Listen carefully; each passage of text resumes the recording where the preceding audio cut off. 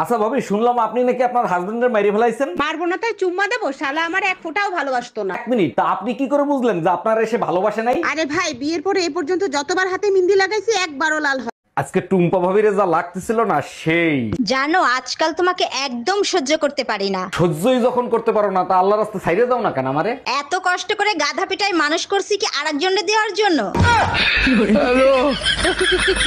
আমি কোনো কথা শুনতে চাই না, আমার তালাক চাই, মানে চাই। আচ্ছা দিব, 3 মাস দেরি করো তারপরে। কেন 3 মাস দেরি করতে হবে কেন? এখন ডিভোর্স দিলে কি সমস্যা? এখন ডিভোর্স দিলে শীতের 3 মাস কি একা একা বাল ফেলাবো?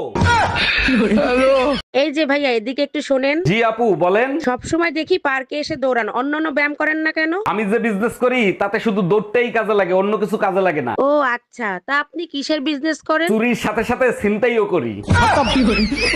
Bye bye, tata. তোর সাথে বিয়ে হয় আমি জীবনে একটু সুখ পেলাম না।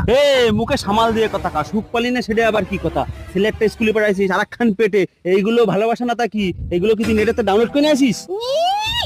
তোর যা নেটের স্পিড, তাতে তো 2 মিনিটের একটা গানও ডাউনলোড হয় না। ভাগ্যিস পাশের বাড়ির রতনদার 5G ওয়াইফাই ছিল, ওখান থেকে ডাউনলোড করে নিয়ে আইছি। এই যে তোমার বাবাকে বোঝাও। কেন, কি হয়েছে কি মা? তোমার বাবা আর আমার মাকে খুব ভালো লেগে গেছে, তলায় তলায় লাইন চালাচ্ছে। আল্লাহর কথা একবার বারবার বলেই যাই, তোর কি প্রমাণ আছে যে আমার বাবা তোর মায়ের সঙ্গে লাইন মারছে? প্রমাণ চাই না, তোমার প্রমাণ চাই। দাঁড়াও দাঁড়াও, নমাজ পর প্রমাণ বেরোবে, দেখে নিও।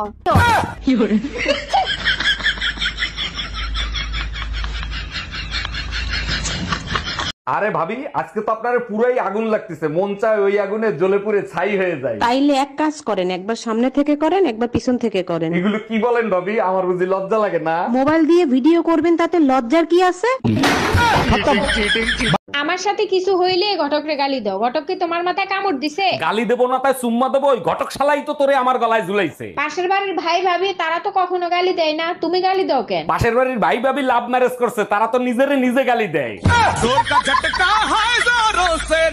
এই জানো, আজকে না আমাদের বিয়ের 5 বছর পূরণ হয়েছে। হ্যাঁ, এই উপলক্ষে আমরা কি কোথাও ঘুরতে যাচ্ছি নাকি? আরে না, বলছিলাম এই সরকারি কি থাকবে না নতুন করে ইলেকশন হবে? আমার নাম টুম্পা সরকার, সরকারি দলও আমি, বিরোধী দলও আমি। এবার বলো, ইলেকশন করবা? এই কালকে তোমার ড্রাইভিং পরীক্ষা যা যা শিখাইছি মনে আছে তো? তুমি যা যা শিখাইছো সব মুখস্থ করে রাখছি। আচ্ছা বলো তো, তোমার গাড়ির সামনে তোমার শাশুড়ি আর তোমার ভাই যদি আসে তখন তুমি কি করবা? এটা তো একদম সোজা, অবশ্যই শাশুড়িরে মারবো। কতবার শিখাইছি, ব্রেক করবি একটা। Hi, hello, how are you? I am fine. Where are you from? Bongaon, west Bengal. আচ্ছা, তুমি কতদূর পড়াশোনা করেছো? ওই তোমার মতনই, মানে?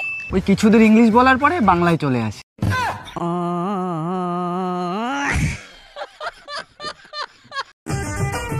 বৌদি, তোমার নাকি 3-4টে বয়ফ্রেন্ড?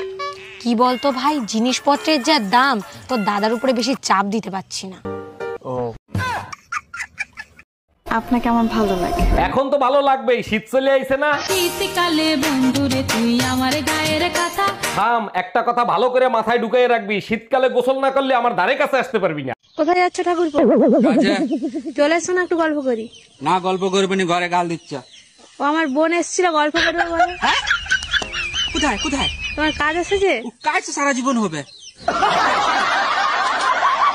আমি কোনো কথা শুনতে চাই না, আমার তালাক চাই, মানে চাই। আচ্ছা দিব, 3 মাস দেরি করো তারপরে। কেন 3 মাস দেরি করতে হবে কেন? এখন ডিভোর্স দিলে কি সমস্যা? এখন ডিভোর্স দিলে শীতের 3 মাস কি একা একা বাল ফেলাবো? আরে বৌদি, কি ব্যাপার গো, তোমার বোনের বিয়ে দিচ্ছ না কেন? কেন রে, আমার বোনের বিয়ে দি বা না দি তাতে তোর কি? তাও অবশ্য ঠিক, আঙুল দিয়ে যখন কাজ চলে যাবে, বিয়ে দিয়ে কি হবে? কি বলি?